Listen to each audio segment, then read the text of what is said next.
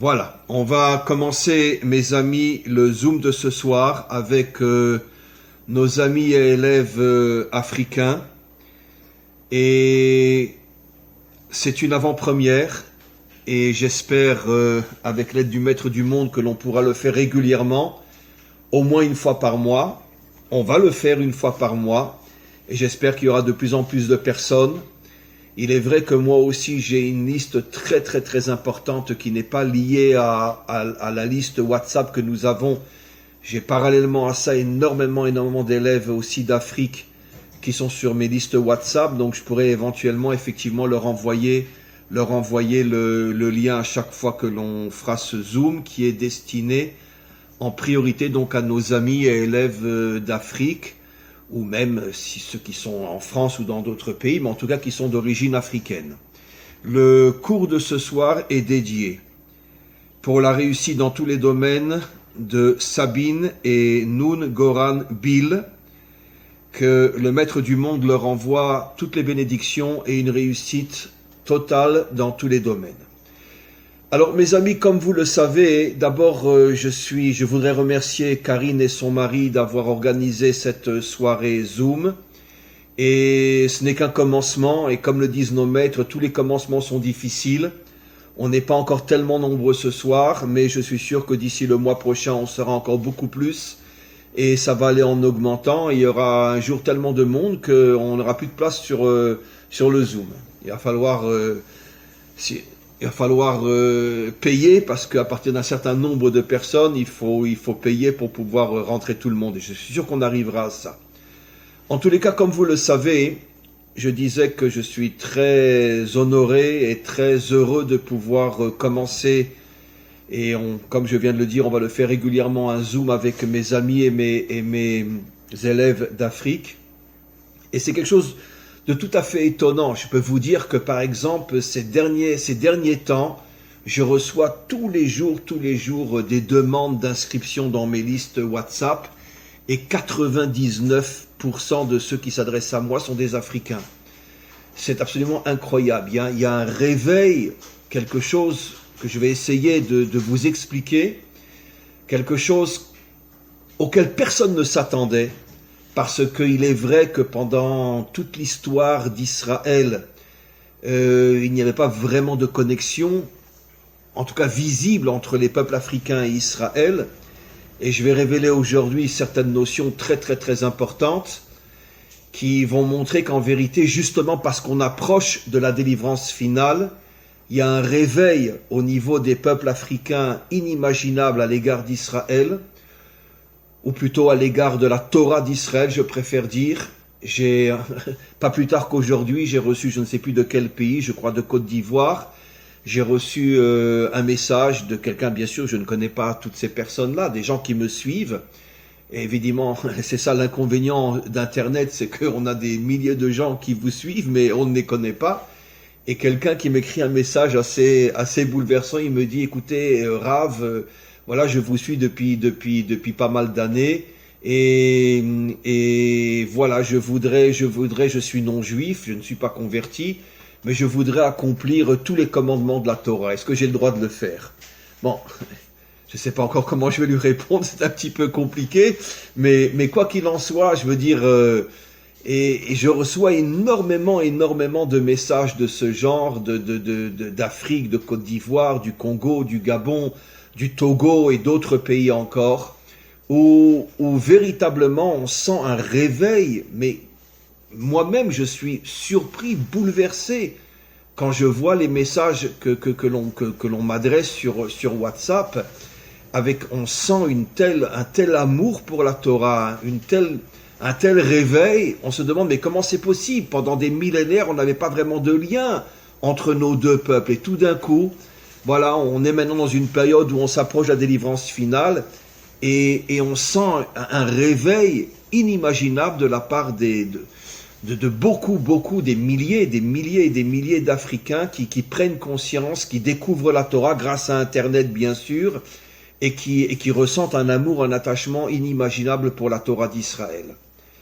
Alors, encore une fois, avant de commencer, je voulais vous dire que C'est quelque chose qui est pour moi très très très importante, cette série de Zoom que l'on commence aujourd'hui et qui va continuer, j'espère, jusqu'à l'avenue du Mashiach.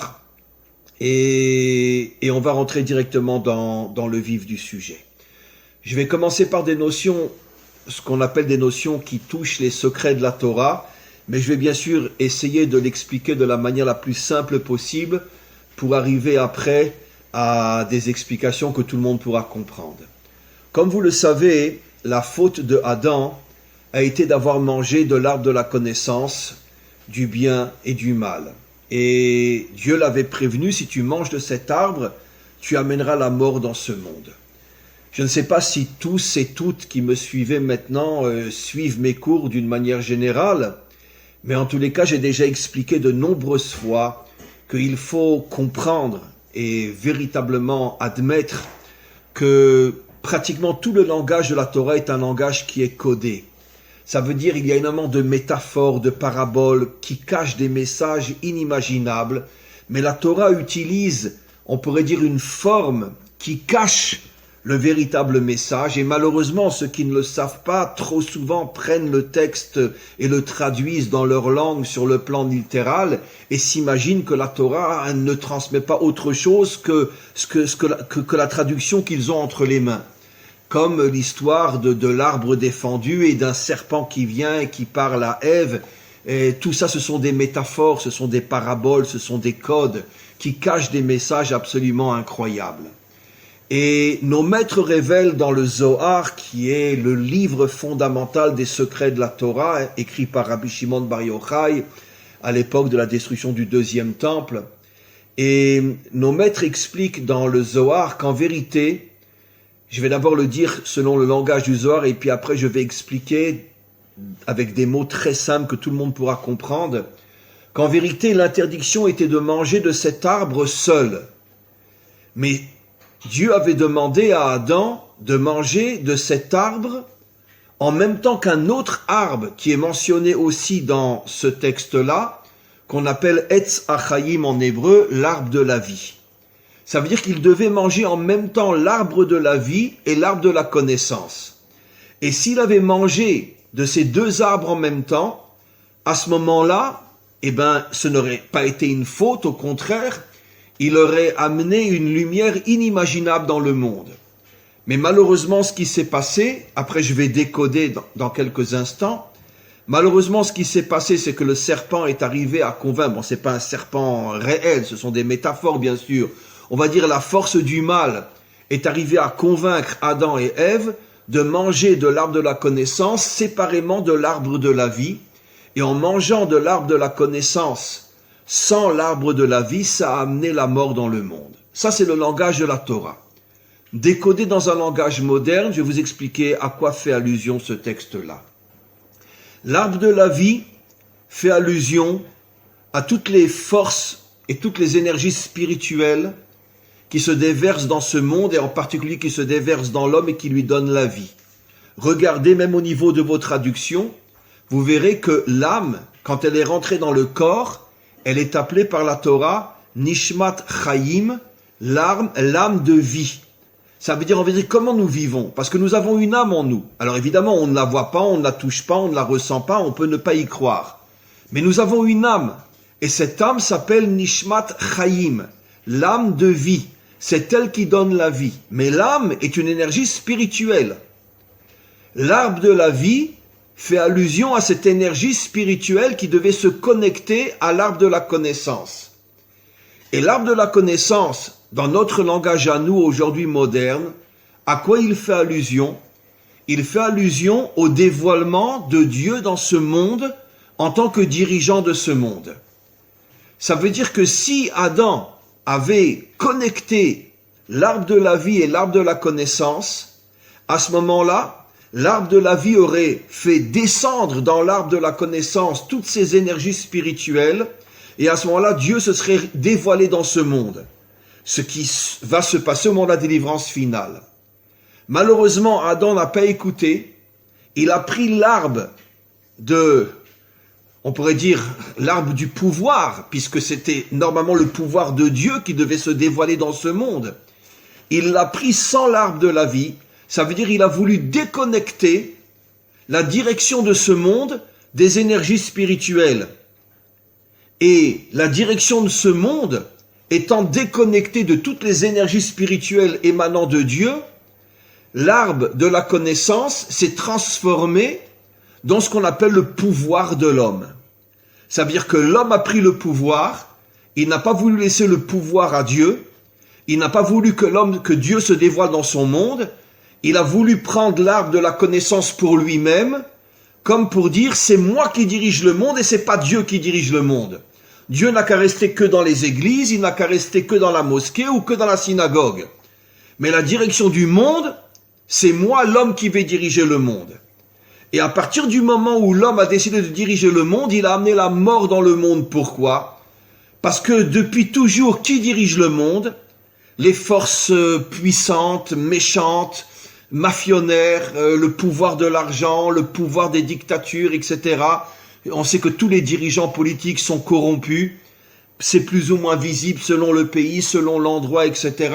Mais il n'y a pas d'exception à la règle. La direction du monde est passée entre les mains de tous les méchants de ce monde qui s'approprient la direction du monde et qui asservissent les peuples. Ça, c'est le sens profond de la faute de Adam. Ça veut dire déconnecter la direction de ce monde de Dieu, dire à Dieu, reste en haut, fiche-nous la paix, le monde est à nous, c'est nous qui le dirigeons, et évidemment, qui dirige le monde ? Ceux qui ont la puissance financière, ceux qui ont la puissance militaire, ceux qui ont la puissance, etc., etc., etc., c'est eux qui dirigent le monde. Juste un instant, je ferme mon téléphone. C'est eux qui dirigent le monde, et c'est pour ça que cet arbre est appelé l'arbre de la mort, parce que à partir du moment où le monde est entre les mains des méchants, ça amène les guerres, ça amène les génocides, ça amène tout ce qu'il y a dans le monde qui fait que finalement les dictatures qui écrasent les peuples, les guerres entre les peuples, et c'est pour ça que c'est l'arbre de la mort, depuis que l'homme s'est approprié le monde. Alors maintenant, écoutez bien ce que je vais expliquer. Il y avait, dès le départ, deux peuples qui avaient été choisis par le maître du monde pour être les acteurs premiers et principaux du dévoilement de Dieu dans ce monde. Le premier, évidemment, Israël. C'est la raison pour laquelle Israël a reçu la Torah, car tout le but profond, véritable, essentiel et authentique de la Torah, c'est dévoiler la royauté de Dieu dans ce monde.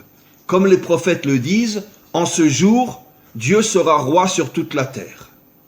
Ça veut dire qu'un jour viendra où tous les peuples reconnaîtront qu'on s'est fait rouler pendant des millénaires par tous ces dictateurs et tous ces dirigeants qui en vérité n'étaient à la tête des pays que pour s'en mettre plein les poches et uniquement pour le culte de leur propre ego et de leur orgueil. Et un jour viendra au moment de la délivrance finale où tous les peuples reconnaîtront que le seul vrai dirigeant, c'est le maître du monde. Maintenant, Israël a reçu la Torah encore une fois dans le but, grâce à la Torah, de finir par dévoiler un jour la royauté d'Hachem qui sera reconnue par l'humanité tout entière. Maintenant, tenez-vous bien, il y a un autre peuple qui lui aussi a reçu cette mission, et bien c'est le peuple africain. Et je vais le prouver. Vous allez dire, il est complètement fou ce rave, quel rapport avec les Africains? Eh bien, je vais vous le prouver, mes amis. Mais d'abord, je vais vous expliquer quelque chose. En vérité, les peuples africains et Israël, leur source spirituelle est connectée à la royauté d'Hachem. Mais à partir du moment où les méchants se sont appropriés la royauté pour eux, et ont repoussé Hachem, et l'ont mis, si j'ose dire, Hachem ça veut dire Dieu en hébreu, et l'ont mis en dehors de ce monde, ils ont, si j'ose dire, affaibli la royauté d'Hachem, et en affaiblissant la royauté d'Hachem, il faut voir, en affaiblissant la royauté d'Hachem, ils ont affaibli les nations qui sont d'une certaine manière accrochées à la source de la royauté d'Hachem. en affaiblissant la royauté d'Hachem, puisque dans ce monde, on ne voit pas depuis des millénaires que Dieu dirige le monde, on ne le voit pas, on voit que ce sont les forces humaines qui dirigent le monde. Donc en affaiblissant la royauté de Dieu, les deux peuples qui étaient connectés à cette royauté afin de la dévoiler, ont eux aussi été affaiblis. Et ces deux peuples sont les Juifs et les Africains. Et je vais vous donner plusieurs exemples qui vont prouver ce que j'explique. Les points communs entre l'histoire des Africains et l'histoire d'Israël sont énormes. Israël a été constamment poursuivi, attaqué, transformé en esclave et exilé de sa terre. Les Africains, pareil. Les Africains ont été transformés en esclaves, ont été poursuivis, ont été attaqués et ont été chassés de leur terre. Combien de millions d'Africains ont été pris de force et jetés en dehors de leur terre? Combien de millions d'Africains il y a en Amérique? Il y a partout dans le monde. Ils ont décidé, eux, d'aller en Amérique. Vous le savez tous. Ils ont été pris de force, amenés en Amérique, transformés en esclaves. Et là-bas, on n'ose même pas imaginer dans quelles conditions ils vivaient. Les jeunes filles étaient violées, les hommes massacrés. Rien que le voyage entre l'Afrique et l'Amérique, tous ceux qui étaient malades et qui étaient faibles étaient jetés par-dessus le bord, jetés aux requins dans la mer. Et tout ce qui a été censuré, tout ce qu'on ne sait pas et qu'on ne saura peut-être jamais. Mais on voit donc que sur plusieurs points, il y a une ressemblance énorme entre le peuple africain et le peuple juif. Les Juifs ont été esclaves en Égypte. Après, d'une certaine manière, pendant l'exil, ils ont été esclaves partout où ils étaient, puisqu'ils étaient considérés comme des moins que rien, et exilés de leur terre de force, bien sûr. La même histoire pour les Africains. Je sais que je me répète, mais c'est important. Les Africains sont attaqués, les Africains sont transformés en esclaves, les Africains sont jetés de leur terre par centaines de milliers, par millions. C'est incroyable. De plus, l'antisémitisme à l'égard des Juifs, le racisme à l'égard des Noirs. Le nom change, mais ça revient exactement au même. Vous êtes considérés, vous les Juifs ou les Noirs, comme des êtres inférieurs. Si c'est un Juif, on est antisémite. Si c'est un Noir, on est raciste. Et pourquoi ? Comment se fait-il que la même histoire que nous les Juifs vivons, les Africains l'ont vécue aussi? Comment se fait-il? Parce que comme la source spirituelle d'Israël et la source spirituelle des Africains sont liées à la royauté d'Hachem, quand la royauté de Dieu s'affaiblit, les nations qui sont connectées à cette royauté s'affaiblissent aussi. Et c'est pour ça que les Africains sont tombés pendant des millénaires, exploités par les autres puissances, et les Juifs pareil. Vous voyez absolument le lien incroyable.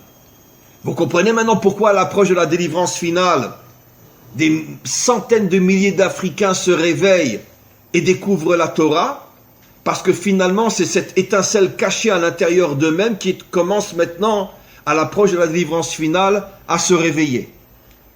Je vais vous expliquer quelque chose d'extraordinaire. En hébreu, le mot noir se dit kushi. Alors bien sûr, vous ne connaissez pas l'hébreu, mais faites-moi confiance. Le mot kushi s'écrit en hébreu Kaf Vav Shin Yud. Kaf Vav, vous savez qu'en hébreu, chaque lettre a une valeur numérique, ce qui nous permet de pouvoir faire des correspondances entre des mots différents s'ils ont la même valeur numérique. C'est un des génies de l'hébreu, de pouvoir expliquer le sens d'un mot par rapport à un autre mot qui a la même valeur numérique. Alors, les deux premières lettres du mot kushi, qui veut dire noir en hébreu, c'est Kaf Vav, qui a pour valeur numérique 26. 26 est la valeur numérique du nom de Dieu. Le nom de Dieu tel qu'il ne se prononce pas parce qu'on attend la délivrance pour le prononcer véritablement, c'est un Yud, un Vav, un Yud, un He, un Vav et un He. Et ce nom de Dieu qui figure dans toute la Torah en hébreu a pour valeur numérique 26. Après, vous avez Kou, donc Kaf, Vav, le nom de Dieu, le véritable nom de Dieu. Le véritable nom de Dieu dans le mot, donc qui fait allusion aux Africains, aux Noirs. Et après, vous avez Shin Yud, qui veut dire Yesh. Ça veut dire que Kushi signifie Yesh Hashem, il y a Dieu. Ça veut dire que dans l'Africain se trouve Dieu. C'est absolument incroyable. Dans les peuples africains se trouve le Dieu authentique qui a pour nom Yudke Vavke. Incroyable. Ça veut dire que caché à l'intérieur des peuples africains se trouve le véritable Dieu.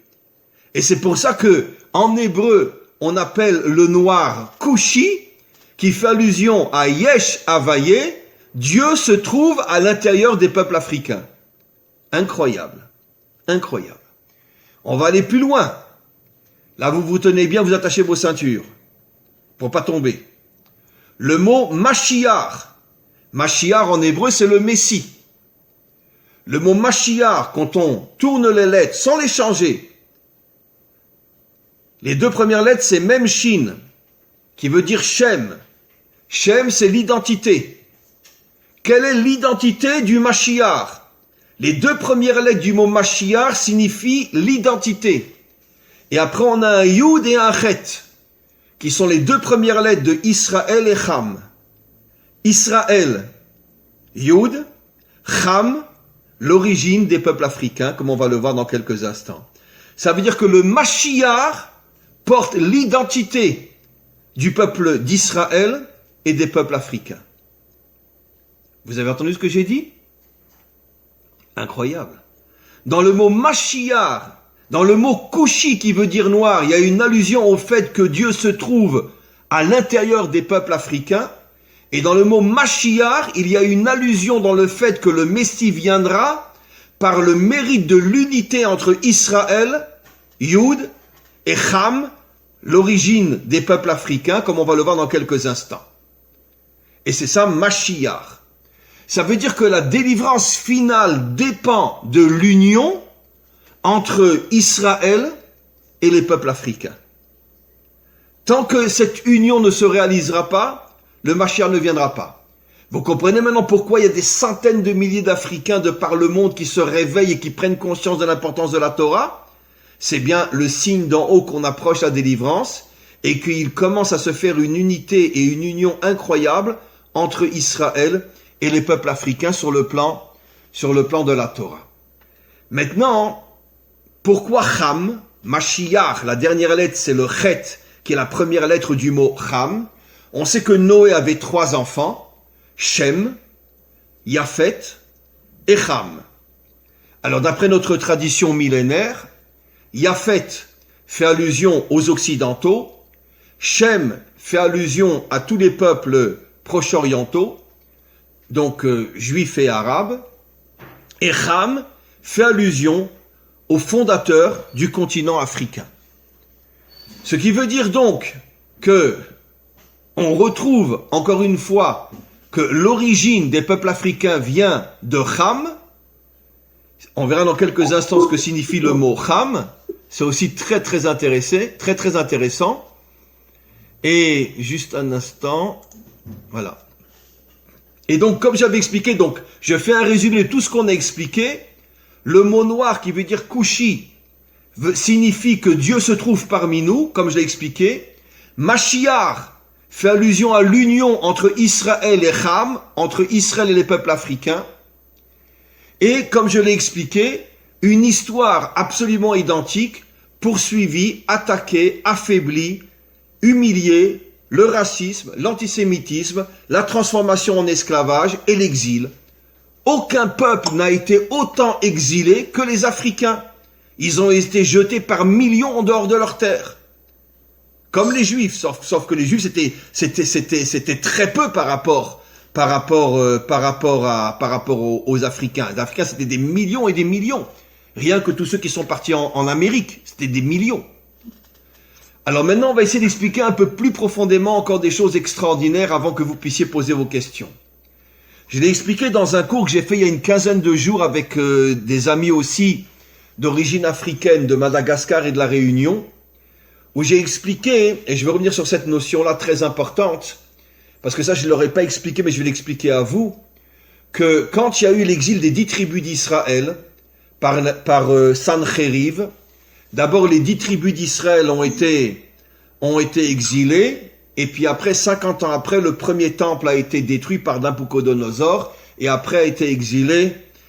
Là, je suis très content de te voir, mon ami Noya. Et donc, les 10 tribus d'Israël ont été exilées une cinquantaine d'années avant la destruction du premier temple. Et parmi ces 10 tribus, il y avait la tribu de Dan. Une tribu très importante, très grande.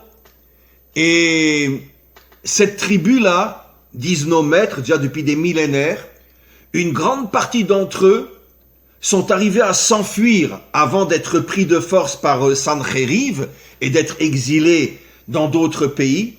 Une grande partie est arrivée à s'enfuir et a rejoint l'Afrique. Et donc, vous avez donc des centaines de milliers de Juifs qui se sont retrouvés en Afrique.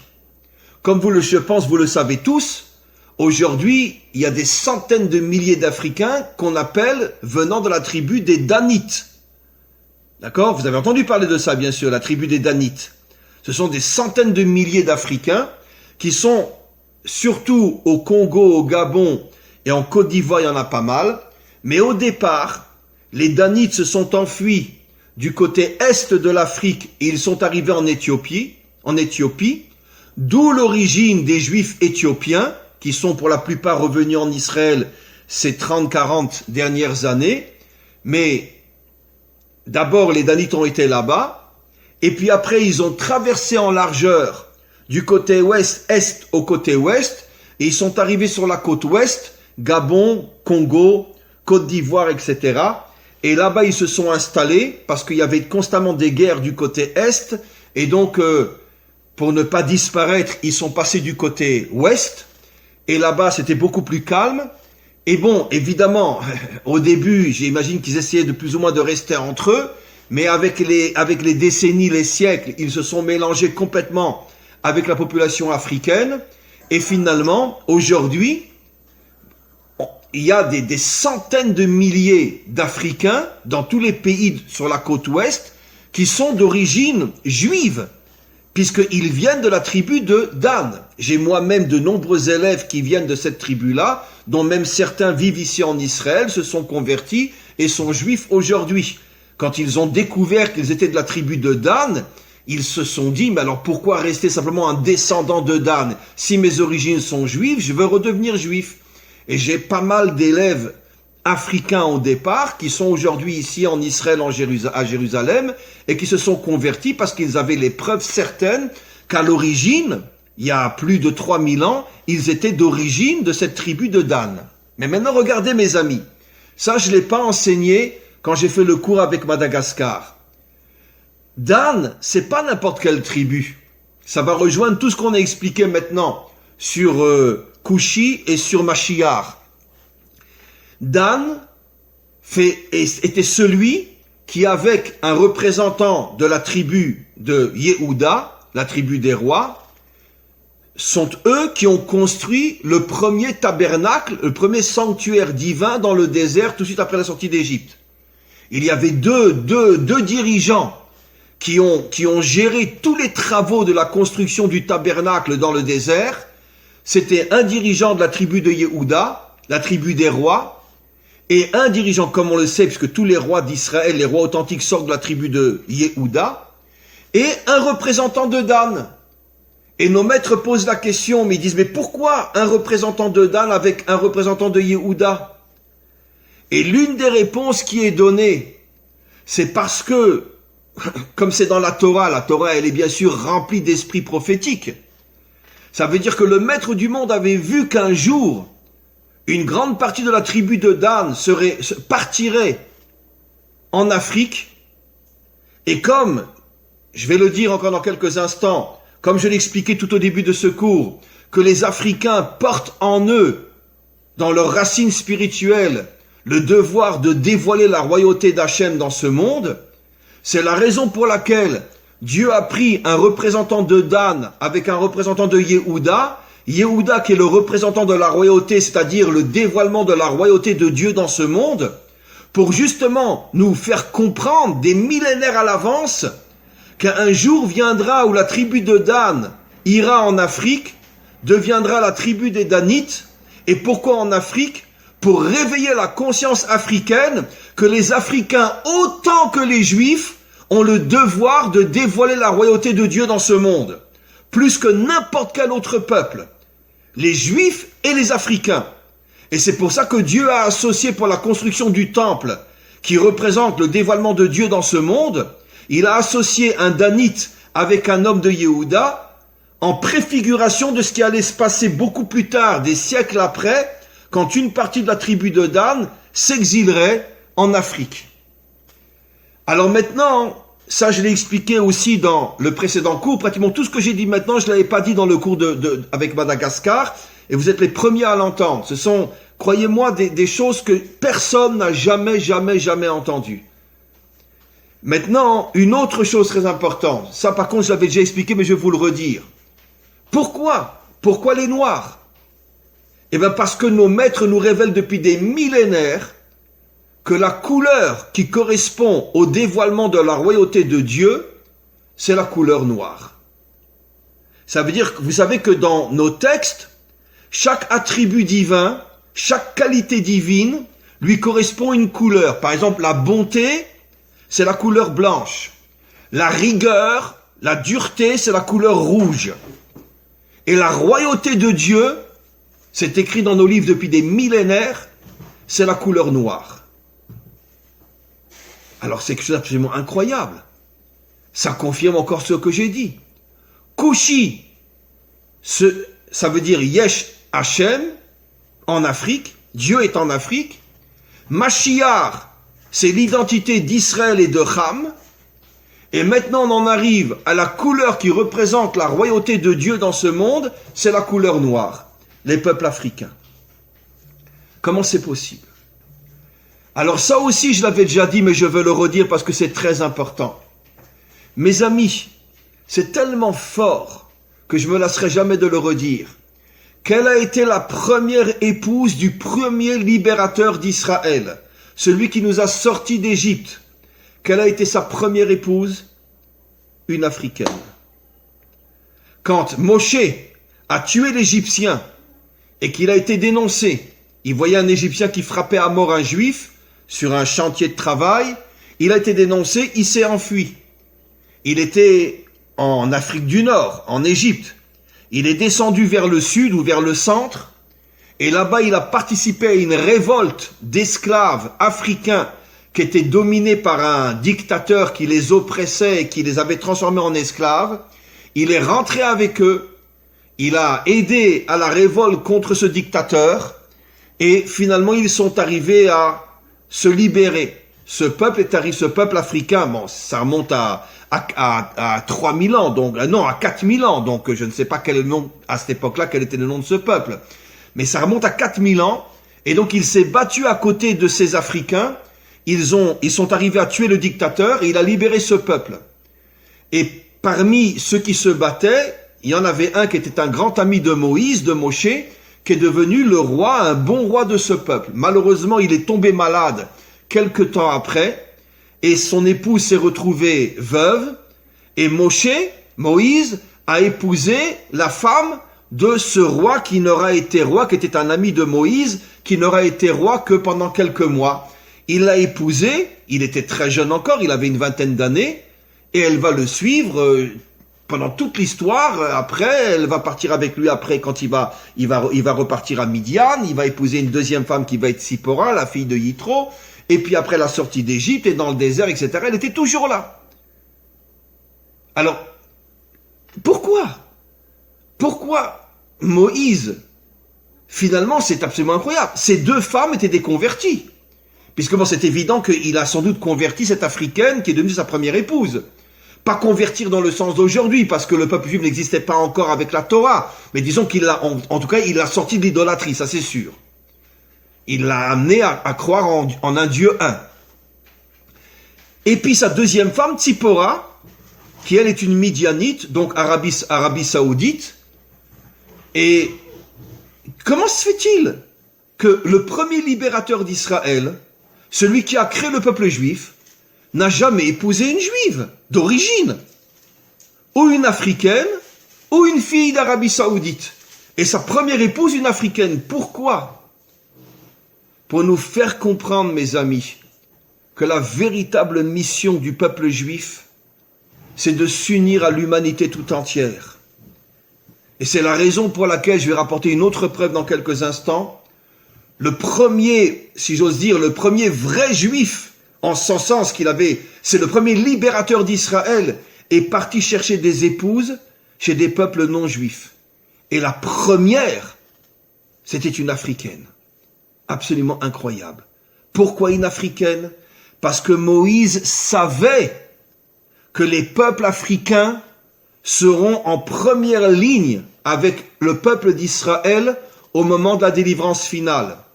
Et il a voulu faire une allusion à ce qui se passerait dans nos générations, où Israël et les peuples africains seront un, et ensemble, ils amèneront la délivrance.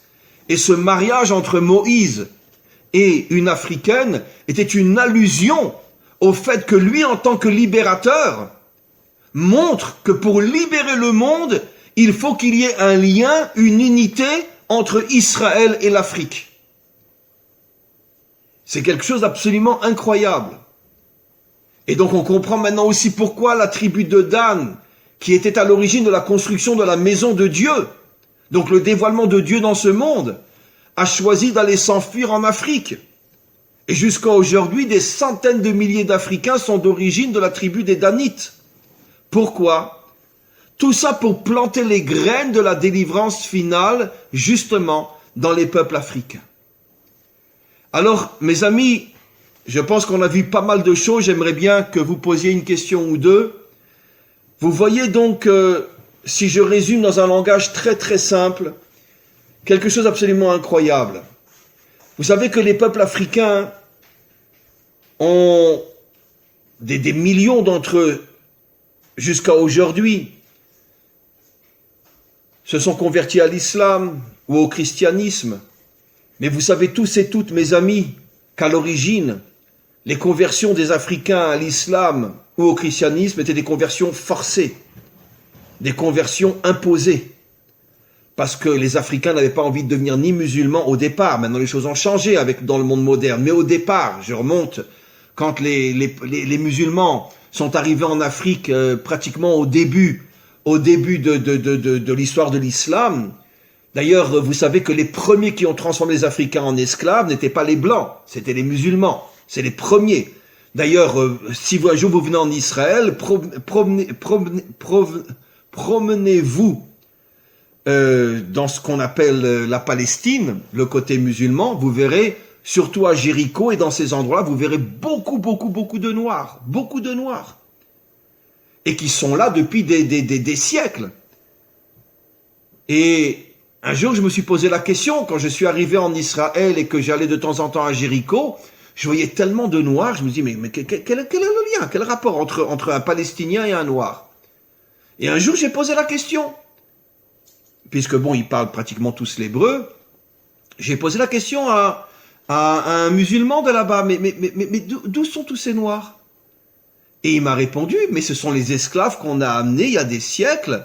On est parti les chercher en Afrique et on les a amenés chez nous.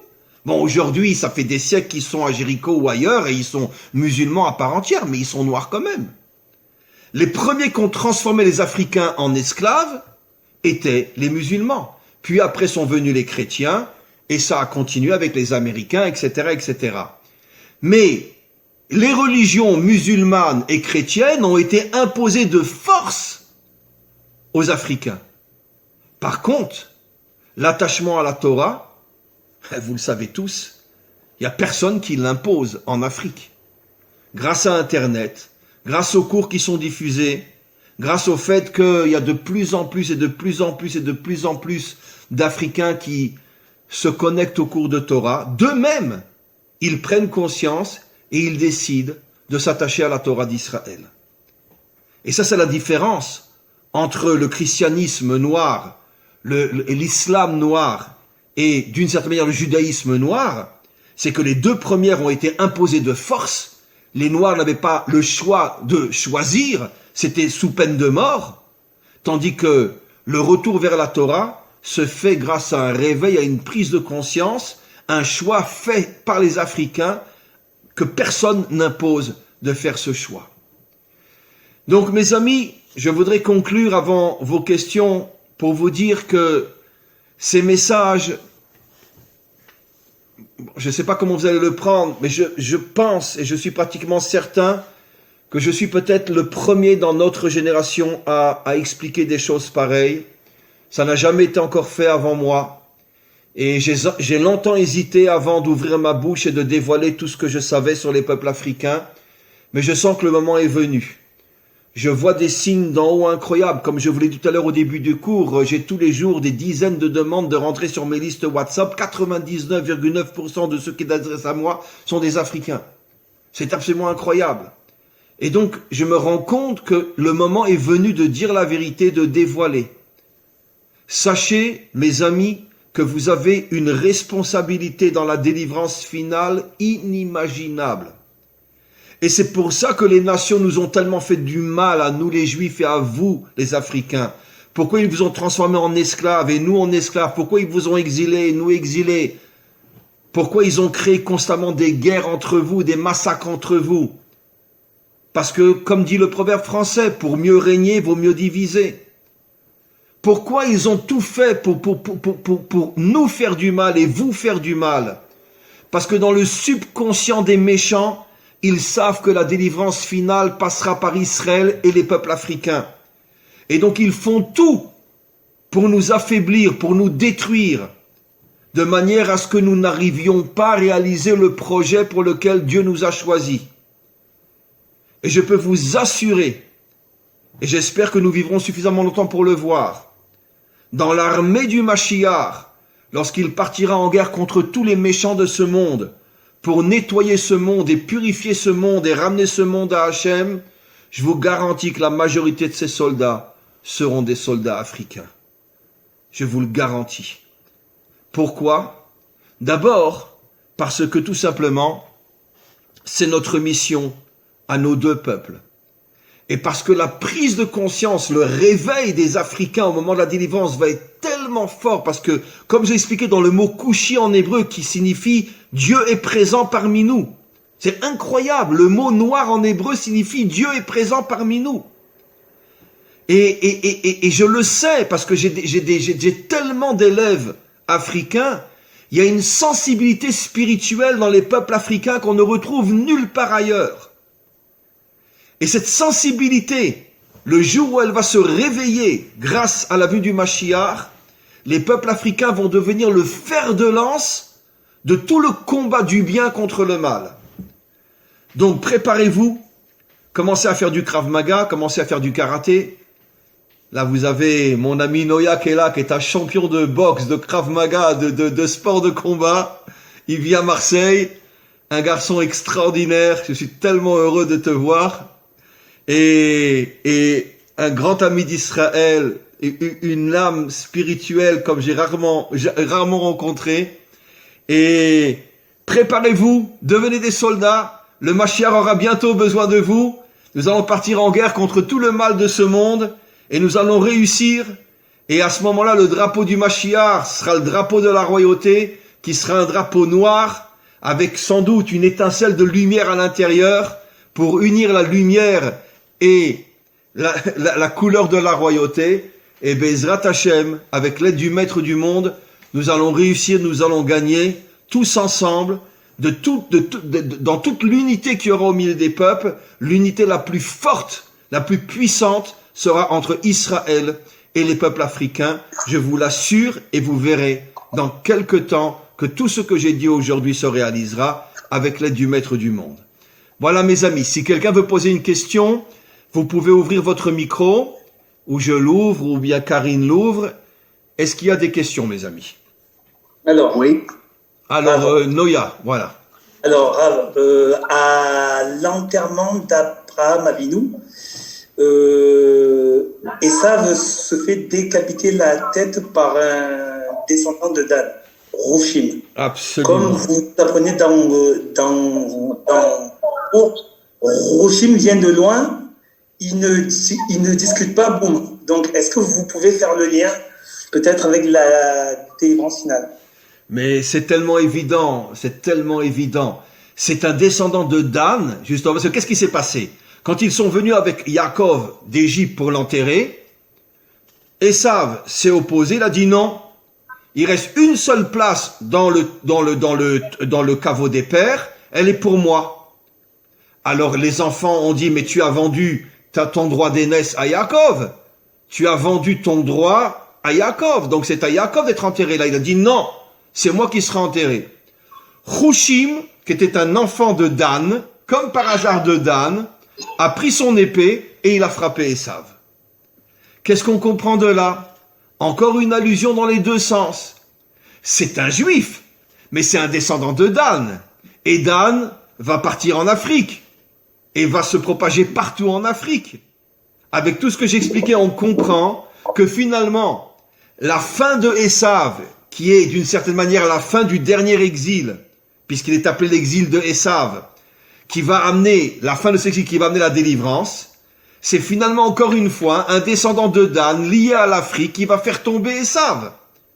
Mais mes amis, regardez comme c'est tellement évident ce que je dis. Depuis des siècles, qui c'est qui fait tellement souffrir les Africains? Eh bien c'est le monde occidental, c'est le monde de Esav. Ça a commencé avec l'esclavage aux États-Unis, quelque chose d'absolument incroyable, qu'on ne peut même pas imaginer ce qui s'est passé. Tout est caché parce que mieux vaut ne pas savoir dans quelles conditions vivaient les Noirs en Amérique, dans les premières décennies, un peu plus même de l'esclavage noir en Amérique.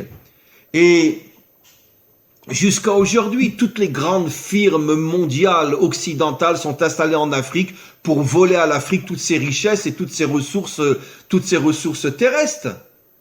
Que ce soit le diamant, que ce soit l'or et encore combien d'autres choses que vous savez mieux que moi. Qui c'est qui exploite l'Afrique? Aujourd'hui, c'est pratiquement les Chinois, c'est vrai. Enfin, les Chinois sont très occidentaux aussi aujourd'hui. Ils ont acheté pratiquement toutes les terres africaines. Mais avant les Chinois, qui de toute façon se comportent comme des occidentaux sur le plan financier, mais c'était toutes les grandes sociétés occidentales se sont installées en Afrique, et dès que les Africains les dérangeaient, ils s'arrangeaient pourquoi? Pour donner des millions à un dictateur qui allait soit oppresser les Africains, soit faire des guerres entre eux. Qui est derrière la guerre entre le grand génocide qu'il y a eu, le Rwanda, avec qui? Rappelez-moi les noms. Les Tutsis et les Hutus. Les Hutus. Qui est derrière? Qui est derrière? Oui, mais qui? Ben, on sait entre autres, c'est les Belges. Tout le monde le sait aujourd'hui. Ça veut dire qu'à chaque fois que les Noirs commençaient à se révolter pour essayer de reprendre leur propre nation, leur propre pays, qu'est-ce que les Occidentaux faisaient? Des massacres entre les Africains. Mais c'est eux qui sont derrière tous les massacres en Afrique. C'est eux. Ils ont donné des millions à ces dictateurs qui prenaient des enfants avec eux, qu'on enrôlait de force pour se battre contre les Hutus, les Tutsis, etc. et les massacres de Rwanda, etc. Qui sont derrière? Les Occidentaux.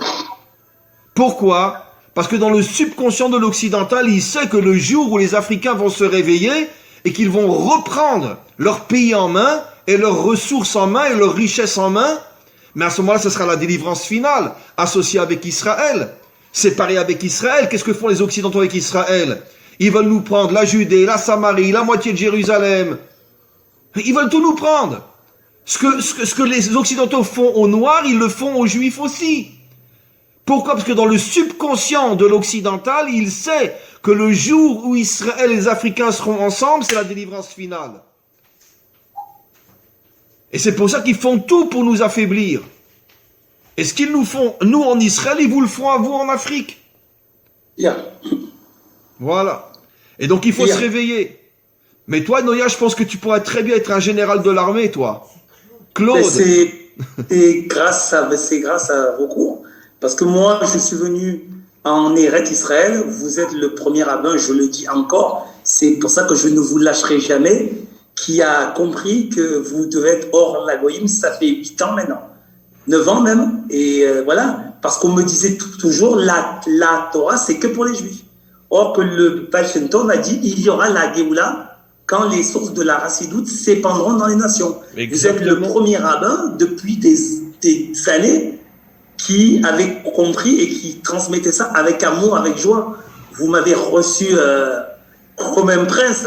Voilà. Et maintenant, malheureusement, il y a le corona et c'est difficile de venir. Mais dès qu'il n'y a plus le corona, tu reviens en Israël. Amen. Et je prends quelques jours et on visite ensemble tout le pays dans les endroits que tu n'as jamais vus. Amen. Non, je suis très sérieux, Claude.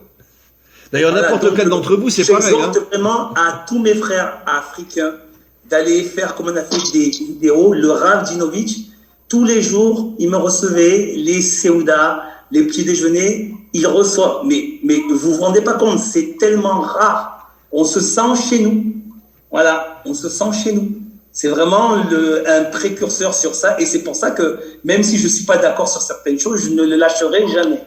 Voilà. Heureusement, il a fait quelque chose. Heureusement que tu n'es pas d'accord sur tout ce que je dis. Sinon, je serais le bon Dieu. Voilà. Mes amis, merci beaucoup, Claude. Y a-t-il encore une question ou deux? Oui, Rav, une question. Oui, Yannick? Oui. Alors, Rav, oui. Je suis très heureux de communiquer avec vous. C'est ma première fois. D'où vous êtes, Yannick? D'où vous êtes? Alors, je suis de la Côte d'Ivoire. Côte d'Ivoire, oui. D'Abidjan. Voilà. Je suis même lié au Danix. Ah, tu es de la tribu de Dan, toi aussi? Ben oui, en quelque sorte. Oui. Eh bien, d'accord. Donc, dans le cours, vous avez dit que le rôle d'Israël, c'est aussi de se lier, de s'unir aux nations. Mais dans ce cas, quel serait le rôle de l'assimilation? L'assimilation des Juifs par rapport aux nations? Oui, oui. Mais ça, c'est le grand problème de l'exil, cher ami. À partir du moment où, sur 4000 ans d'histoire, nous sommes sortis d'Égypte il y a 4000 ans, on a passé 3000 ans en exil. Puisque depuis la destruction du premier temple, quand Josué est rentré avec Israël sur la terre, on est resté 1000 ans sur la terre. Après, il y a la destruction du premier temple, et quand, après, une partie sont revenus avec Ezra, si tu connais un petit peu l'histoire biblique, une partie sont revenus, mais 2 ou 3%. 90% sont restés en Babylonie, puis après sont partis en Perse, etc. Ce qui veut dire que ça fait 3000 ans qu'on est en exil, sur 4000 ans d'histoire. Donc tu t'imagines qu'évidemment, il y a eu une très grande assimilation. En Amérique, aujourd'hui, il y a pratiquement 70% d'assimilation. C'est énorme. Mais pourquoi? Il y a différentes raisons. Pendant longtemps, c'était les souffrances, les persécutions. Les Juifs en avaient marre de souffrir, alors ils se sont convertis au christianisme. Beaucoup.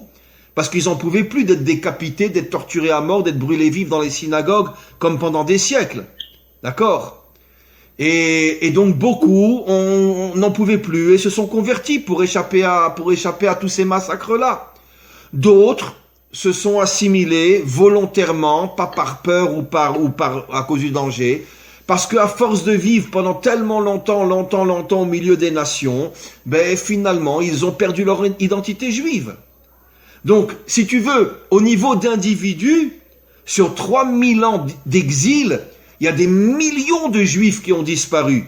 Mais par contre, le peuple et la nation n'ont pas disparu. Tu comprends?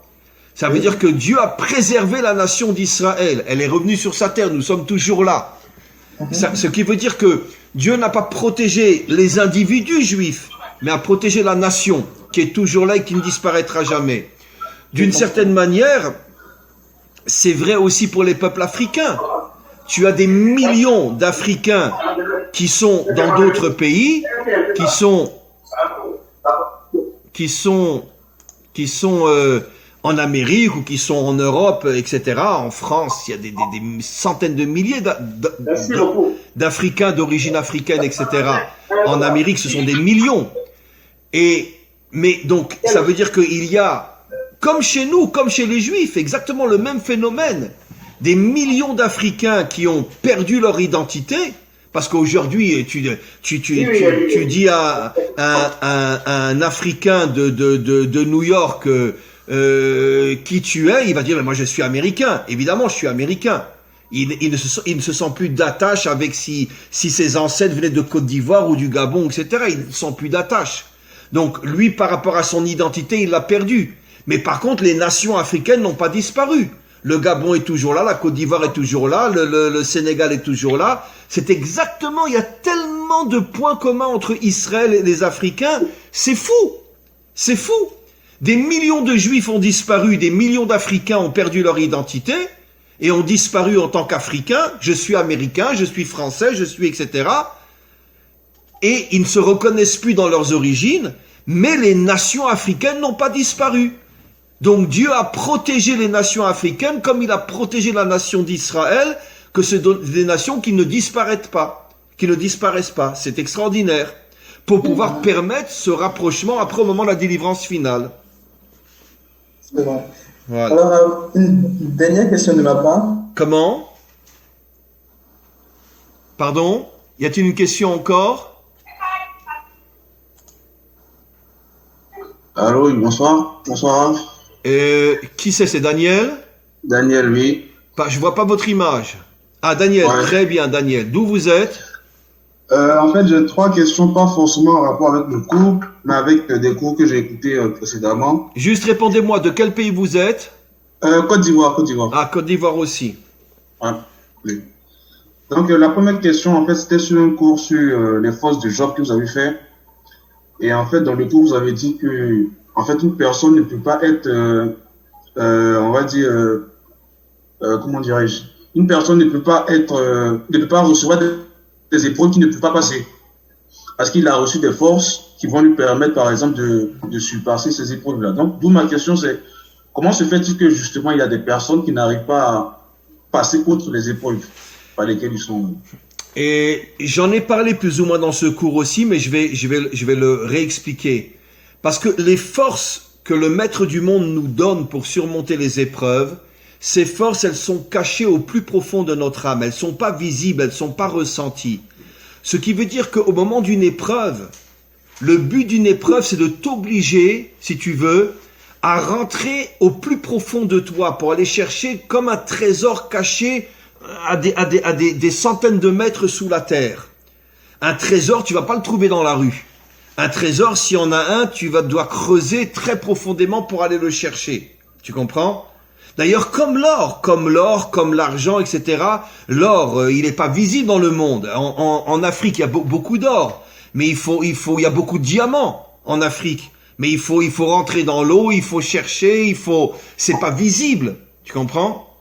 Et ben c'est pareil. Les forces que Dieu nous donne pour surmonter les épreuves sont comme un trésor qui est caché au plus profond de nous.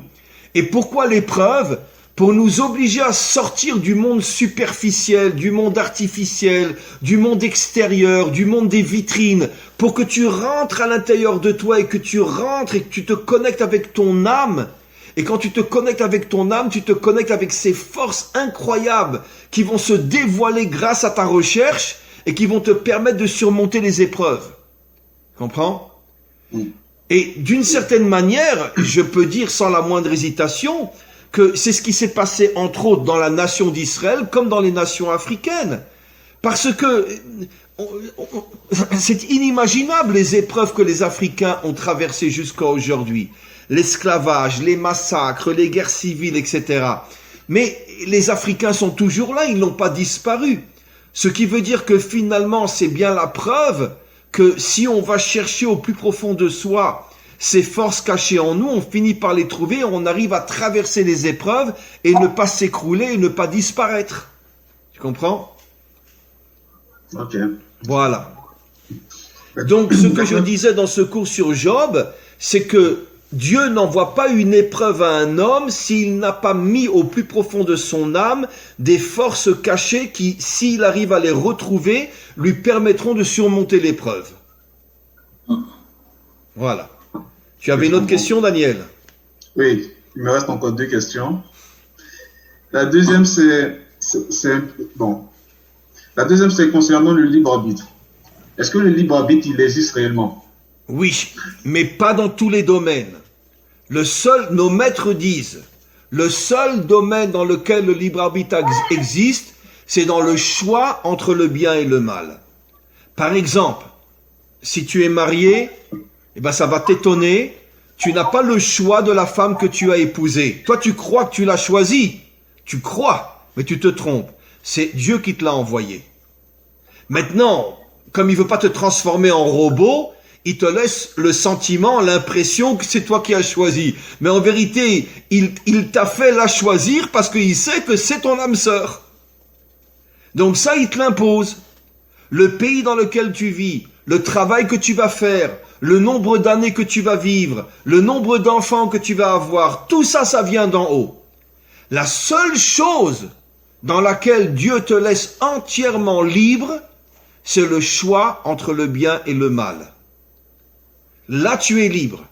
Ça veut dire que si tu fais le mal, c'est ta responsabilité. Si tu fais le bien, c'est ton mérite. C'est uniquement dans ce domaine-là qu'est le libre arbitre, dans le choix entre le bien et le mal. Tu tournes le dos à Dieu, tu as fait le mauvais choix. Tu le regardes face à face et tu lui dis, je ne me déconnecterai jamais de toi, tu as fait le bon choix. Tu comprends? Donc, encore une fois, c'est pas dans tous les domaines qu'on a le libre arbitre, seulement dans le choix entre le bien et le mal. J'ai posé la question parce que, en fait, j'ai pris un exemple, c'est-à-dire l'exemple, par exemple, d'un lion. Le lion, en fait, dans sa nature de lion, ça fait que le lion, il tue. C'est-à-dire pour pouvoir manger ou, je sais pas, mon biscuit, il arrive des fois que le lion, il tue. Oui. Donc, pour en revenir justement à ces personnes qui sont dans le monde et qui font du mal, dans le sens que, en fait, c'est leur nature. Donc, c'est pour ça que j'ai demandé si le libre arbitre existait ou pas. Non, c'est pas leur nature. Mais attends, tu as un petit peu raison. À force de faire le mal, la nature devient une nature mauvaise. Mais au moment où tu as commencé à faire le mal, c'était tes choix à toi. Nos maîtres disent exactement ce que tu dis. Que si quelqu'un sombre dans le mal, après sa nature devient une nature mauvaise. Mais au départ, c'est lui qui a décidé de tomber dans ce ravin-là. Tu comprends? Après, il devient prisonnier du mal. Mais au départ, c'est lui qui a choisi le mal. Et c'est lui qui est responsable de sa chute. Ok. Voilà. Maintenant, la dernière. Oui. C'est, dans vos cours, j'entends souvent dire que David révèle la dimension féminine. Également aussi le Mashiach qui révèle la dimension féminine. En fait, je veux comprendre la dimension féminine. Qu'est-ce que ça signifie concrètement? C'est magnifique. Ça, d'où tu as appris des choses pareilles? Comment? D'où tu as appris des choses pareilles? Ah, j'écoute vos cours. Ah ok. Alors, la dimension féminine, c'est pas dans le sens qu'on peut le comprendre au niveau simple. La dimension féminine, c'est en vérité, c'est ce qu'on appelle le réceptacle. Excuse-moi de donner cet exemple-là, mais comme dans la relation entre un homme et une femme, la femme se fait réceptacle et l'homme rentre dans la femme. Elle se fait réceptacle pour recevoir les graines, pour pouvoir être enceinte. Son corps devient un réceptacle. Tu comprends ce que je veux dire? Oui. Donc, sur le plan spirituel, la dimension féminine signifie que l'homme se fait le réceptacle de la lumière de Dieu. Ça veut dire qu'il ne veut recevoir que les forces et la lumière d'Hachem. Aucune autre lumière, aucune autre force. Que Hachem, que Dieu. C'est ça la dimension féminine sur le plan spirituel. C'est pour ça qu'on dit que David avait au niveau de son âme la dimension féminine, parce que David n'était lié que à Dieu. Il ne voulait recevoir des forces et de l'aide de personne d'autre que Hachem lui-même. Tu comprends? Donc par rapport à Dieu, il s'est fait comme une femme qui reçoit la graine de son mari. Lui est devenu comme une femme sur le plan spirituel qui reçoit les énergies, la lumière de Dieu. Voilà. C'est ça la dimension féminine. D'ailleurs, chacun d'entre nous, de toute façon, doit tout faire pour avoir la dimension féminine sur le plan spirituel. Ça veut dire savoir qu'on reçoit nos forces de Dieu lui-même. et par rapport à Dieu, on est le réceptacle féminin. Ok, je comprends. Voilà. Merci beaucoup, Daniel. Et j'espère qu'on se reverra dans un mois quand Karine et son mari organiseront le prochain rendez-vous. Il n'y a pas de problème. Je vais plaisir. Voilà. Mes amis, pour moi, qui c'est maintenant? C'est moi, c'est Lat de la Côte d'Ivoire. Lat, c'est toi? Oui, très bien. Ok. J'ai une simple question. Oui. D'abord, je voudrais vous remercier pour cette opportunité que vous nous donnez. Voilà, comme mon frère cadet qui a intervenu tout à l'heure, je suis un jeune Ivoirien qui appartient à la communauté juive orthodoxe des Dani de Côte d'Ivoire. Alors, j'aimerais savoir quels moyens vous pourriez mettre à notre disposition, nous jeunes Africains, pour faciliter notre conversion au judaïsme. Parce que, étant ici en Afrique, c'est pas vraiment facile pour nous de vivre notre judaïsme et de nous affirmer en tant que tel. C'est une question, sache, Lat, je prononce bien ton nom, Lat, c'est bien? Lat? C'est bien ça, Rav. Ok, ça c'est une question qu'on m'a déjà demandé des centaines de fois. Tu ne peux pas savoir le nombre d'amis et d'élèves africains que j'ai en Côte d'Ivoire, au Gabon et partout, qui me posent la question que tu m'as demandé. Rav, on veut pas quitter notre pays, on veut continuer à vivre en Afrique, mais on voudrait se convertir. Et il n'y a pas chez nous la possibilité de se convertir. Qu'est-ce qu'on fait? Cette question, on me l'a demandé à Madagascar aussi, on me l'a demandé à La Réunion aussi. Et c'est très compliqué. Sincèrement, je t'avouerai que dans ce domaine, je dois t'avouer très sincèrement que je n'ai pas vraiment de réponse. Et je n'arrive pas à comprendre d'ailleurs pourquoi il n'y a pas eu justement, parce qu'en vérité, le réveil, si tu veux, comme je l'ai expliqué au début de mon cours, le réveil des Africains est relativement récent. Mais peut-être qu'avec le temps, il va y avoir peut-être, comme on dirait, des voyages de rabbins qui vont s'installer en Afrique pendant quelques mois ou un peu plus et qui vont peut-être faire des conversions sur place. À mon avis, c'est ce qui finira par se passer. Mais pour l'instant, ça ne s'est pas encore fait parce que il faut reconnaître que c'est assez récent que de plus en plus, nous les Juifs, on se rend compte qu'il y a un réveil incroyable en Afrique. Mais c'est relativement récent, c'est depuis Internet finalement, parce qu'avant on ne le savait pas. C'est depuis Internet qu'on se rend compte que y a des milliers de gens qui nous écoutent. Tu comprends? En Afrique, mais sans Internet on pouvait pas le deviner. Donc je pense que je pense qu'avec le temps, à mon avis, il va y avoir des voyages qui vont être organisés de rabbinim d'Israël ou d'ailleurs, pour pouvoir justement passer un certain temps chez vous et parler avec vous et mettre au point, si tu veux, tout le système. Bon, maintenant, on est en pleine période de Corona, mais juste avant le Corona, on m'avait, par exemple, moi, personnellement, proposé de faire un voyage en Afrique. J'avais dit oui. Et puis après est venu le Corona et tout est tombé. Mais si on arrive à sortir de cette situation, je peux te garantir que j'ai l'intention de faire un long voyage en Afrique, aller en Côte d'Ivoire, aller au Gabon, aller ici, etc. Et vous voir tous et parler et voir ce qu'on peut faire ensemble. Ça, c'est sûr et certain. Voilà. Ah, d'accord. Merci, Rav. Merci beaucoup. Vraiment, nous tenons à vous dire merci pour cette diffusion, cette lumière que vous nous apportez. Vraiment, vous n'imaginez pas à quel point ça nous fait du bien. Merci beaucoup, Rav. Cachez-vous le rang. Mes amis, je vous aurais proposé maintenant, on va mettre fin à notre soirée parce que pour moi, il est un petit peu tard et je vous avoue que je suis un petit peu fatigué et on est resté quand même pratiquement 1h10 ensemble et on se revoit de toute façon dans un mois. On va réorganiser avec Karine et son mari le prochain rendez-vous. Vous recevrez de toute façon le lien du Zoom. Et encore une fois, je ne sais pas comment vous remercier moi aussi. Et je prie vraiment, je prie le Maître du monde pour que je puisse un jour faire un voyage chez vous, vous rencontrer. Et Claude, tu partiras avec moi dans ce cas-là. Amen. Hein? Amen. Mais bon, j'espère qu'il y aura déjà la Géoula. S'il y a la Géoula, c'est eux qui vont venir en Israël. Mais si ça va la Géoula, tu viens avec moi, on ira. Allez. Allez, mes amis, je remercie encore une fois Karine et son mari. C'était un Merci, Zoom, Karine. un Zoom Merci, extraordinaire. Et vraiment, ce n'est que le début. On va rester ensemble pendant très très longtemps encore. Je vous serre très très fort contre moi. Et on se retrouve très très très bientôt dans un mois. Merci beaucoup et une très très bonne fin de journée à vous tous. Au revoir. Merci. Au revoir.